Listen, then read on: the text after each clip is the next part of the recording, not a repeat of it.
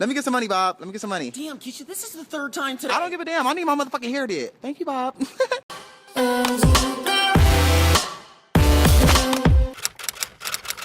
Welcome back to my channel. Thank you for clicking on the button to watch this video.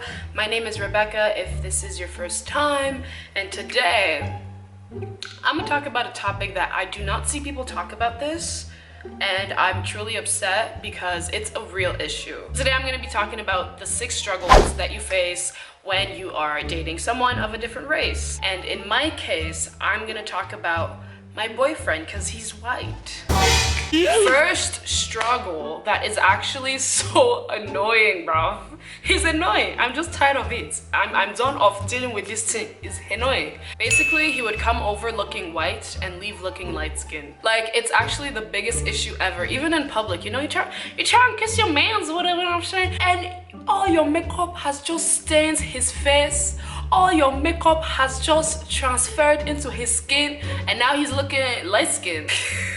It's a struggle. It's awkward taco, especially when you're out in public with friends and, you know, they see you and they literally look at him and they're like, we know what you have been doing. We can see it on your face. Literally. I would say that's the first struggle, is trying to, you know, kiss your mans or whatever, and your makeup just Okay, second struggle is taking selfies, y'all. I didn't realize how much of a struggle this was until I started dating Nick. Like, this is an actual struggle. No. Y'all, same race couples, y'all got it good sometimes, because like when it comes to taking selfies, you know, you want the light to be nice, you want to look, you know, scrumptious or whatever. So you come to take the selfie, and you're saying, wait, something's not right. Something's not looking right. You're looking like a charcoal while he's looking like white bread. So, and then you try to fix the lighting. If you put it brighter, he's become like Jesus. If you're putting it darker, I become like darkness. You feel me? My battery's gonna die. Okay, cool. The third struggle is definitely looks. People stare. Like, I remember we were on the subway and this lady was like, Bitch. so you have never seen humans together? I don't get it. But some people are actually very nice about it. So we were sitting on the subway. It's always on the subway. We were sitting on the subway and this man was looking at us. We knew. We're like, oh, that man's staring at us. And then he's like, I'm sorry. You guys are just the most attractive couple I've ever seen. Yeah, that is the truth. That is the truth. You're not lying on that one. So I think that's the third struggle, like getting used to people looking at you constantly every time you go out. Now I have no problem with it, you know. I'm like, yeah, you can look at me. I know I'm a superstar. I know I'm just popping, shaky. So it's all good, you know. I know I'm out here popping or whatever, so you can look at me. So the fourth one is comments. Like, you woke up that morning and you said, oh yeah, tell me about my relationship. I want to know your opinion. I have really come on this earth to hear your opinion. You know what I'm saying? I really woke up and said, yeah, tell me about what you think about my relationship. Come on, let's sit down, let's discuss. Tell me what you think about my relationship. I want to know. Discuss. Give me your points, give me your introduction, your thesis, your 3 paragraphs, and your conclusion about my relationship. I want everything. Tell me about it. Come on, discuss. Comments are definitely annoying. I get them all the time on Instagram, like constantly. People like that I don't even know, like replying to my stories, replying to my posts, like, oh, I see you only date white men. That is not okay. You need to date your own race. You need to be with someone from your own culture. First of all, did you push me out of your vagina? No, I want to know. Did you push me out of your vagina? No, eh? So,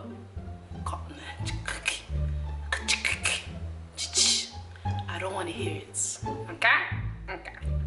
I'm not out here just being like, oh yeah, I want white men. You are a white. I don't care about your religion. I don't care about your personality. But just because you're white, I want to date you. I ain't going out here thinking that, okay? Jesus has just placed him in my journey, and I like what I see. So what is the problem? But me, I don't care. I'm going to continue doing what I want to do. I'm going to continue being with him. What's your issue?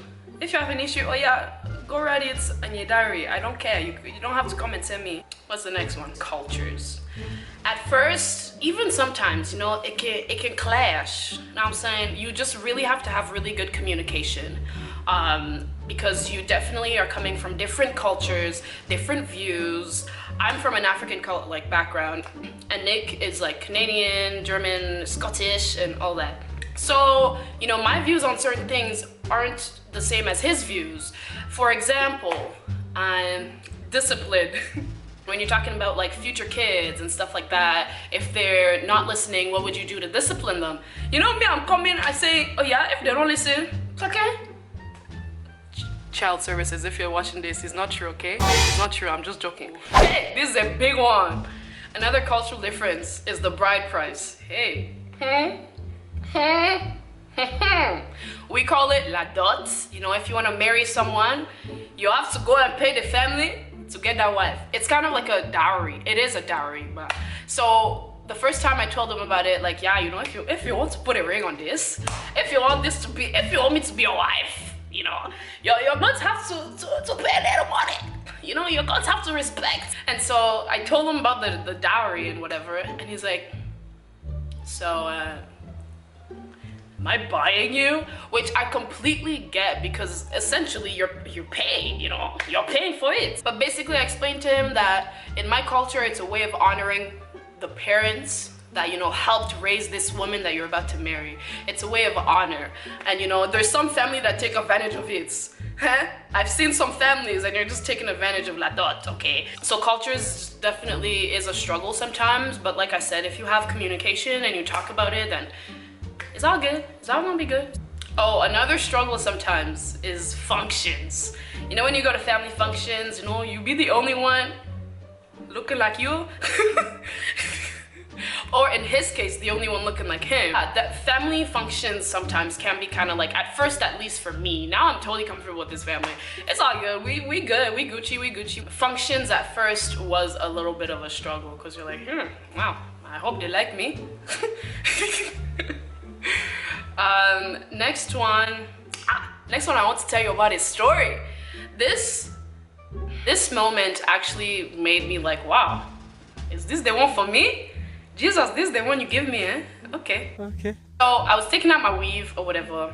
He's like, oh yeah, I'm coming over.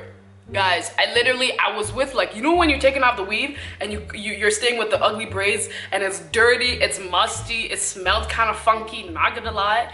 So he's like, yeah, coming over. I'm like, Jesus, he's going to see me in these braids. He's finished. Hey, ho, hey. So I just put a wrap around my head, a kitambala, you know, so he doesn't see the braids. And he's like, he came in and he's like, why do you have that on your head? I'm like, because?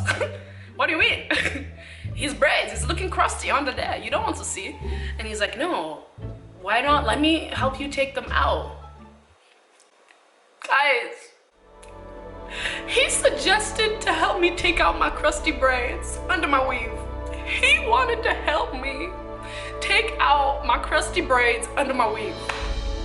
I'm just like, at first I'm like, hell no. After like 10 minutes of trying to convince me to, I finally let him take it off. So you know, it was so cute. I sat down like on the floor and he sat, you know, on the couch or whatever. And then, you know, I was in between his legs because he had to like help me take it out.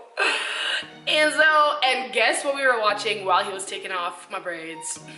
We were watching Happily Ever After on Netflix while he's helping me take out my crusty looking braids. Guys, that's what I knew. That's what I knew. That's what I knew, sis. Yup, he has passed the test. That's how I knew. I said, wow, so this is the man. Jesus, this is the man. Okay, cool.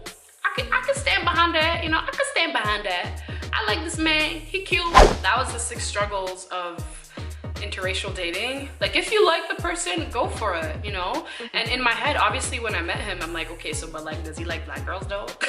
So like, does he like black girls though? Because I gotta know. Honestly, for me, it's always been like, do I like you as a person?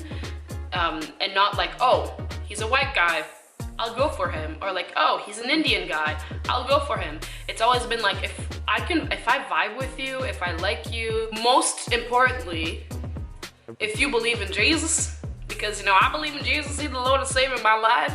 And if you don't believe in Jesus, and if he ain't the Lord and Savior of your life, then I don't think we can mix or whatever, you know what I'm saying?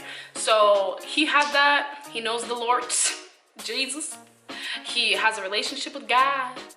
And so I'm like, why not? Do what makes you happy, and if the person aligns with what you're looking for, why dismiss him because he's not the same color as you? You know what I'm saying? If you want, but no, you must. If you want, you know, you can subscribe to see more videos, to see more of me. I got an Instagram, I got a Twitter, I got a Snapchat, but I don't really use Snapchat. Ever since they changed their format, it's a no for me. Bye. Subscribe, like, see you in my next video. Ew. Okay, I'm strange. Bye-bye.